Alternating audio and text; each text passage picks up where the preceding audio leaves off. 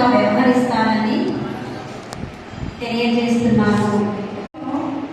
మన పిల్లలందరూ రాయడం, చదవడం